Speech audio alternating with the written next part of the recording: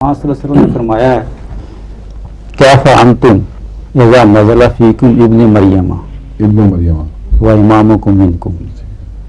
تو حضور کی والدہ کا نام مریم تھا اور ایم ٹی اے کے لیے حضور روزانہ ہر گھر میں نازل ہوتے ہیں. نہیں، یہ باتیں بھی خیالی ہیں، اس لیے کہ اصل تو حضرت مسیح علیہ السلام ابن مریم ہیں، اور ابن مریم کی تشریح وہ ہے جو قرآن نے پیش فرمائی ہے کہ مومن کی مثال مریم سے دی گئی ہے، اور وہ مومن مریمی مومن ہے جس میں خدا کا نفخ روح ہو اور اسی کے اندر سے پھر خلق آخر پیدا ہو.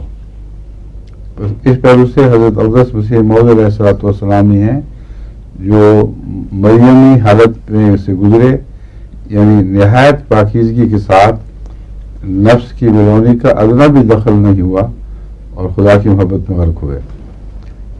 اس کے نتیجے میں آپ کے نفس سے اسی طرح ایک اور روحانی وجود پیدا ہوا جس طرح حضرت مریم کو کسی قسم کی لمس نہیں تھی انسانی شہوات کی، اور کوئی برابری آپ کی ذات سے منسوب نہیں ہو سکتی تھی. تمام لوگ گواہ تھے کہ حضرت مریم کا جو اس واقعے سے پہلے آپ کی عصمت اور پاکیزگی شک سے بالا تھی، پھر بھی خدا تعالیٰ نے ایک بچہ عطا کر دیا، یعنی جو ہبہ ہے خالصتاً اپنے کامل طور پر اللہ کی طرف سے تحفہ ملا ہے. یہ مضمون ہے جس کے پیش نظر قرآن کریم نے سورہ تحریم کے آخر پر یہ مضمون رکھا ہے کہ مومن کی مثال دو عورتوں کی طرح ہے، ایک امرأۃ فرعون اور ایک مریم، جو اس کے لیے کیا لفظ ہیں وہ نکال لیں، جو جس نے اپنے مخارج کی حفاظت فرمائی، اپنے آپ کو پاک رکھا. تو مومن کی مثال کیسے ہو سکتی ہے؟ مومن تو مرد لکھا ہوا وہاں، وہ حضرت مریم تو عورت ہیں، اور مومن اس طرح تو فروج کی حفاظت نہیں کرتا جس طرح عورت کرتی ہے.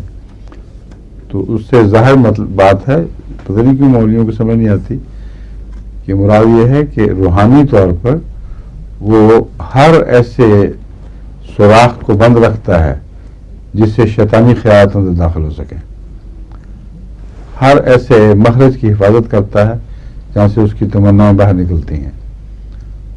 تو یہ معنی ہے اس مریم کی طرح جس نے اپنی حفاظت فرمائی پوری طرح. ایسا وجود ہو تو پھر کیا ہوتا ہے؟ اللہ تعالیٰ فرماتا ہے پھر ہم نے وہاں مریم ہا کی طرف نہیں، فنفخنا فیہ فرمایا ہے، فنفخنا فیہ من روحنا، پھر ہم نے اس مرد میں روح پھونکی. تو حالانکہ حضرت مریم کا ذکر جب الگ آیا ہے تو نفخنا فیہا من روحنا آیا ہے، تو جس مومن کی مثال دی گئی ہے اس کی طرف اشارہ ہے، اور واحد کا لفظ استعمال کر کے یہ بتانا مقصود ہے کہ ایک مرد مومن ایسا خاص ہوگا جو اس مرتبے کو پا جائے گا کہ مریمی دور میں سے گزر کے اس کے اندر سے ایک نفخ روح کی بنا پر ایک اور وجود ظہور میں آئے گا، اور وہ مسیح موعود علیہ السلام ہے. اس لیے یہ اس بارے میں ادنا بھی شک نہیں کرنا چاہیے. اور ٹیلی ویژن پہ حضرت مسیح علیہ السلام کا پیغام بھی پہنچ رہا ہے، آپ ہی کی تصویر دکھائی جاتی ہے، آپ ہی کی خاطر خدا نے جو وعدے پورے کرنے کے لیے انتظام فرمایا، اسے میری ذات یا کسی اور کی طرف منسوب کرنا جائز نہیں. سمجھ گئے؟ ٹھیک ہے.